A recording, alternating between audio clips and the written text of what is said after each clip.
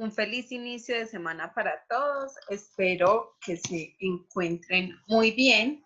Este espacio es dedicado para que continuemos hablando de nacionalismos y vamos a hablar específicamente cómo se vivió el nacionalismo durante las guerras mundiales, ¿cierto? Recordemos que esta Primera Guerra Mundial que les voy a explicar primero tiene unos antecedentes y tiene unos antecedentes que van en una mirada colonial, ¿cierto? Recordemos que un tipo de nacionalismo abocaba a que los imperios se extendieran y en esa extensión llegan a lugares como África y Asia.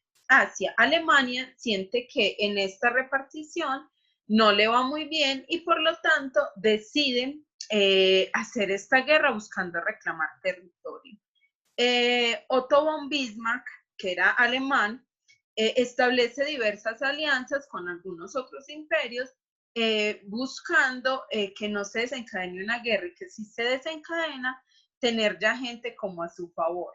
Se vivió un momento muy tensionante. En Europa ya había conflictos por territorio, sobre todo en la zona de los Balcanes y en la zona de Marruecos. Entonces estas crisis obviamente tenían a todo el mundo a la expectativa y Alemania, ya sabemos pues Alemania no estaba conforme con la repartición del territorio colonial, decide enfrascarse en esta guerra. La excusa y lo que se toma como el inicio de la guerra, como pueden ver aquí, es el asesinato del archiduque Fernando Francisco. Él es austriaco y es asesinado en Sarajevo por un estudiante. Debido a esto, Austria-Hungría, de donde era este señor, le declara la guerra a Serbia. Austria-Hungría es apoyada por Alemania, Serbia es apoyada por los rusos y empieza este conflicto, ¿cierto? Podemos hablar de que este conflicto tiene dos frentes, ¿cierto? Y Alemania tiene que combatir en dos frentes. Un frente, el frente ruso, y el otro, Francia, pues, donde empieza esta expansión. Alemania ya tenía todo esto premeditado. Quería territorio y emprendió una guerra para ganar territorio. Empieza a anexionar territorios, pensaba que iba a ser una guerra corta de unas cuantas semanas, pero no dimensionaron lo grande y lo poderosa que iba a ser esta guerra, llamada la Gran Guerra, porque era la más grande hasta el momento, y que iban a haber ejércitos pues también tan fuertes. Es así que después de esta guerra relámpago de ataque, empieza una guerra que ellos llaman de desgaste. ¿Qué objetivos tiene la guerra de desgaste? Pues hacer que los países inviertan mucho dinero, se empiezan a implementar las trincheras, son zanjas en la tierra, se meten ahí, no pueden salir porque ya hay francotiradores que les vuelan la cabeza. Entonces, esta guerra fue de desgaste, era muy costoso mantener a los soldados. Los soldados morían en la trinchera por infecciones, era poco higiénico, hacían chichi, popó, todo en ese lugar, entonces se mantenía húmeda, en el invierno era pues terrible. Entonces vemos pues aquí esto de las trincheras y que la guerra se alarga más de lo que ellos pensaban. Hay varios momentos, como vemos, donde esta guerra alcanza como su culmen. Después, bueno, se van anexionando varios países, vemos que casi toda Europa está en esta guerra, menos España, Portugal, esta zona no alcanza a ingresar, pero empiezan los países aliados. Tenemos que los aliados o la triple entente está conformada, pues uno de los frentes es Rusia, Gran Bretaña y, y seguido pues estaría Estados Unidos, y el otro es Austria, los grandes imperios, pues con Alemania.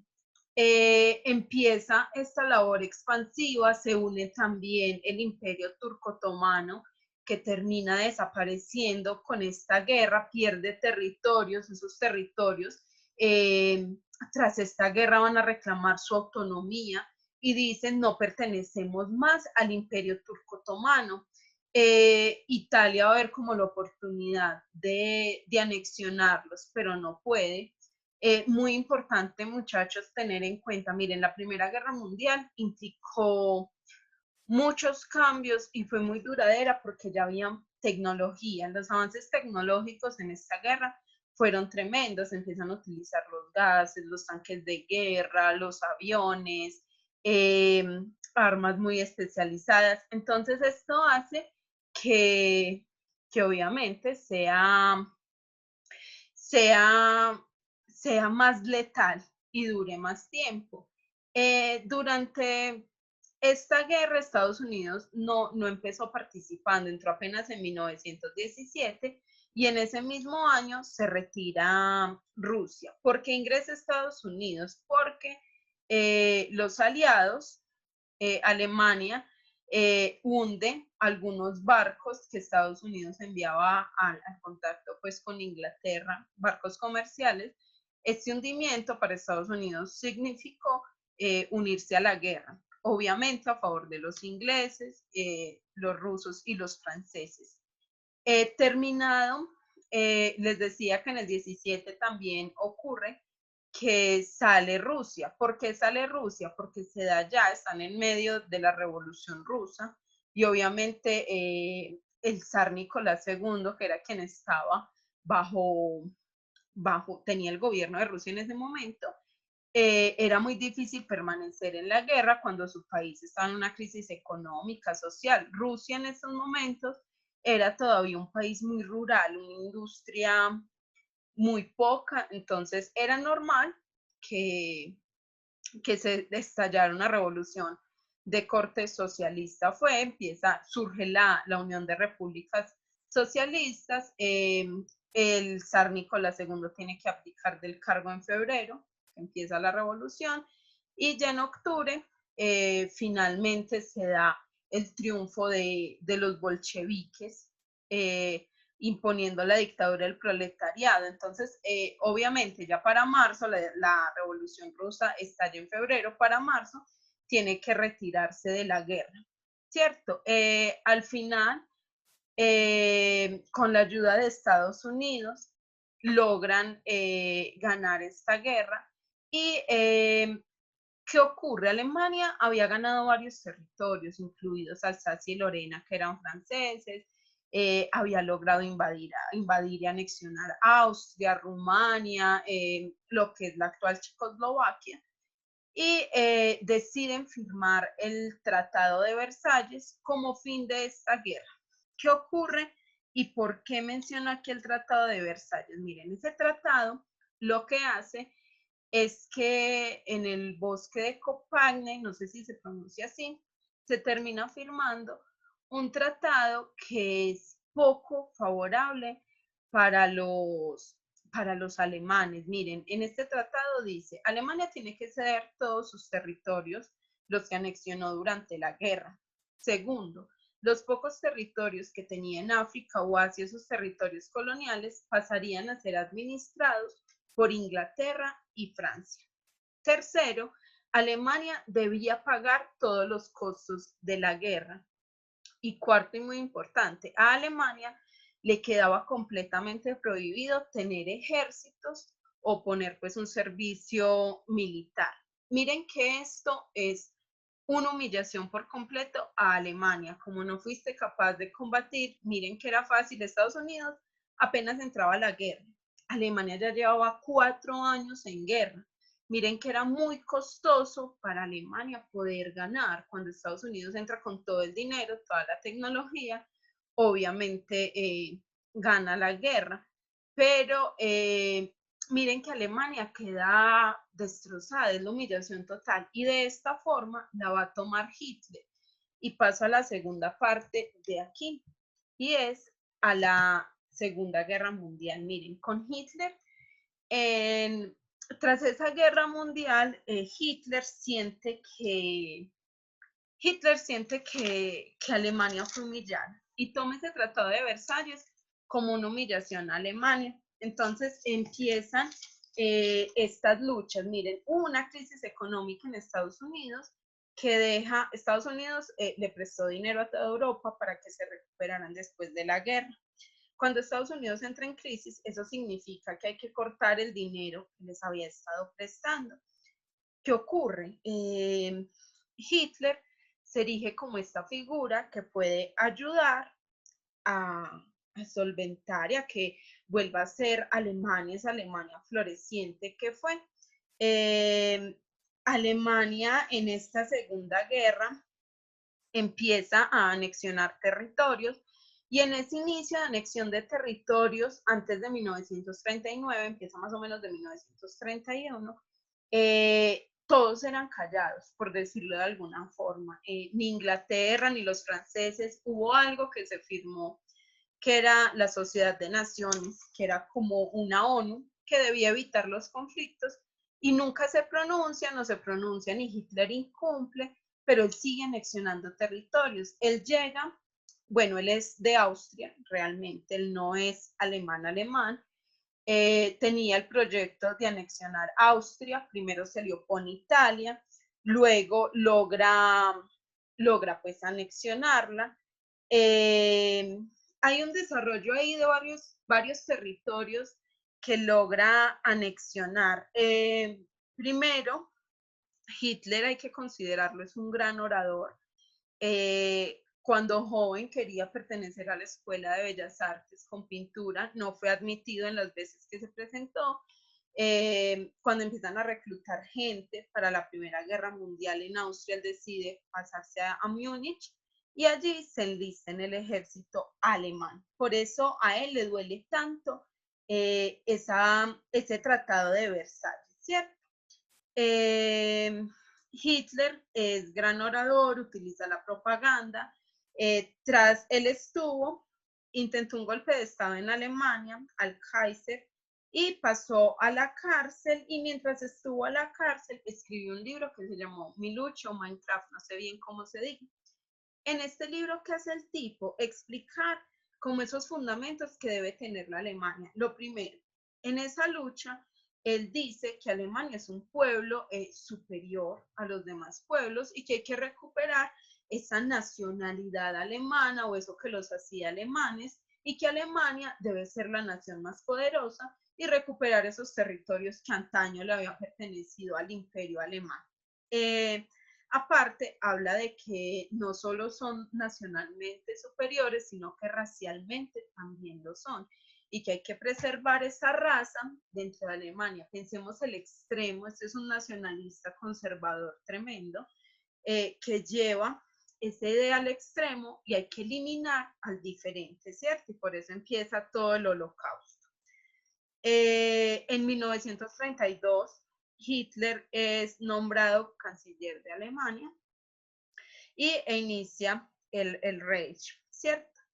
Él es del Partido Nacional Socialista Alemán, luego, bueno, primero era el Partido Obrero Alemán, luego lo transforma con todas estas ideas nacionalistas de recuperar la patria, de vengarse de Versalles, y ya cuando él accede al poder, lo primero que hace obviamente es hacer caso omiso a las indicaciones dadas en Versalles, empieza la expansión territorial, lo primero que intenta anexionar y lo logra es Austria, luego va por los Sudetes, que era una zona de Checoslovaquia.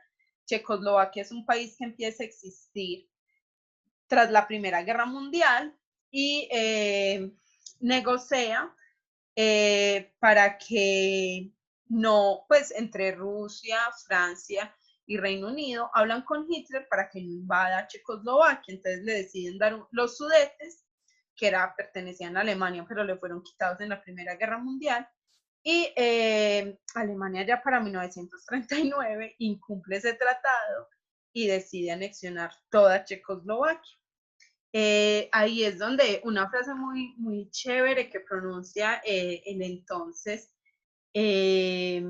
primer ministro inglés Churchill, y dice: hemos preferido el deshonor a la guerra y tenemos y tendremos el deshonor y también la guerra. Luego, estos países dicen, si Hitler sigue expandiéndose, nos vamos a tener que enfrentar a una guerra contra Alemania de nuevo. No querían que se repitiera la primera, pero ya era inevitable. Y decide Alemania anexionar Polonia el 1 de septiembre. Ya para el 3, Francia y Gran Bretaña ya habían declarado la guerra. Stalin y Hitler, Stalin es quien dirige en ese momento la URSS, firman un tratado que tendría que ver con Alemania, con Polonia, perdón. Ellos se repartían Polonia. Y obviamente Hitler la occidental, Rusia la oriental. Firman un tratado que se llama Ribbentrop-Molotov. 9 días después de ese tratado es que Hitler invade Polonia y 3 semanas después Rusia invade esa Polonia oriental. Hay una línea donde empieza como esta ofensiva, que es la línea Maginot, una línea que estaba desde la Primera Guerra Mundial.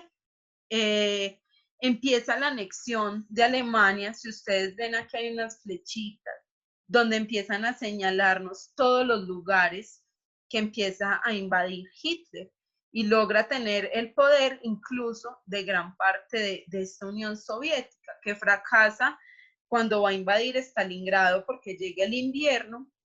No se imaginaba que el ejército rojo fuera tan fuerte, pero la intención de él era poder llegar incluso hasta el centro de Rusia y destrozar lo que era esa Rusia soviética. Hay un armisticio que se firma cuando logra Hitler apoderarse de Francia, y en venganza, para que veamos que esta Segunda Guerra es mucho venganza de la primera, lo hace firmar en el mismo vagón de tren que se había firmado el primer armisticio en la Primera Guerra Mundial, en el que Alemania estaba siendo pues derrotada. Entonces vemos ese aire de desquite pues de Hitler. Italia, recordemos que antes estaba apoyando a los aliados, estaba con Rusia, con Unión Soviética y con Estados Unidos, y decide, se voltea, y ya con Mussolini, también un gobierno fascista, decide unirse con Alemania y empiezan la guerra en el frente, con el frente alemán. Japón es otro de los frentes de la guerra. Japón invade Manchuria en China.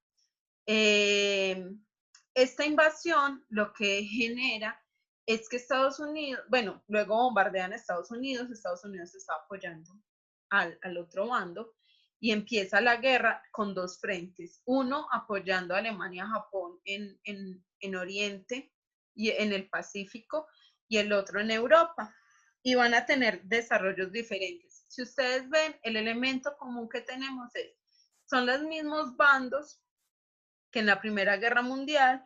Es una lucha por una expansión territorial. Hitler lo estaba logrando, pero comete un error y decide concentrar sus tropas para seguir su avanzada, y se unen la Unión Soviética y Estados Unidos, y el ejército rojo es muy poderoso y empiezan unas cuantas batallas, le empiezan a ganar y empieza la retirada desde Oriente hacia Alemania, hasta que el ejército rojo penetra en la capital alemana, en Berlín, y es ahí donde se da pues el suicidio de Hitler.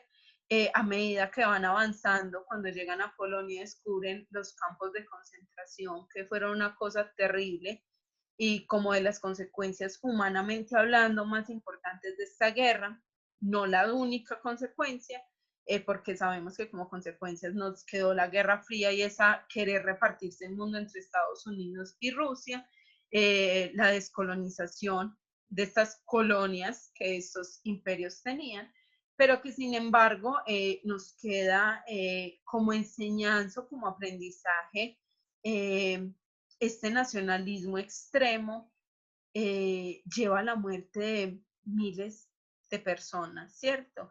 Aproximadamente las personas que murieron en esa guerra es la población que hoy tiene Italia. Yo creo que esto para cualquier ser humano es impensable. condujo también a la desintegración de otros estados. Y un dato muy importante, miren, en mayo, junio, no recuerdo muy bien, termina la guerra, termina en mayo, sí, termina la guerra en Europa, pero la guerra no termina sino hasta septiembre en el Pacífico. Recuerden que les hablé de Japón. ¿Cómo termina? Con las bombas atómicas a Hiroshima y Nagasaki, que también vemos que destrozan la población japonesa. En esta guerra la población civil sufrió mucho por los bombardeos. Era una guerra desde el aire, al menos Estados Unidos y Japón. Entonces vemos una guerra que nos deja destrozados y nos invita a pensarnos esos nacionalismos, que si vemos el nacionalismo de la Primera Guerra es más un nacionalismo por ganar territorio, no tanto un nacionalismo desde lo ideológico como fue en esta Segunda Guerra Mundial. Les agradezco mucho que hayan estado, me alargué un poquito, les pido mil disculpas, nos vemos la próxima clase, un abrazo para todos.